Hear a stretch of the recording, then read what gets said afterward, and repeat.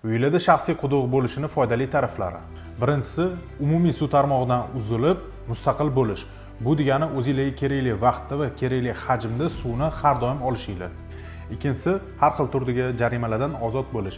Ya'ni mashina yuvayotganingizda, огород sug'orayotganingizda vodoprovod suvidan foydalanishga taqiq qo'yilgan. Shaxsiy quduq bu muammoga yechim hisoblanadi.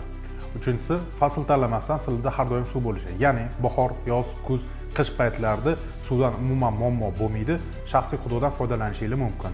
To'rtinchisi, uylarda har doim ichimlik suvini bo'lishi. Ya'ni quduq suvini tarkibida sho'rligi qattiqligi yuqori bo'lsa-da, lekin filtratsion sistema обратный osmoslab qo'yib, har doim uylarni ichimlik suvi bilan ta'minlanishi. Beshinchisi, hammaga yoqadigan tarafi uylarni tannarxi oshishi.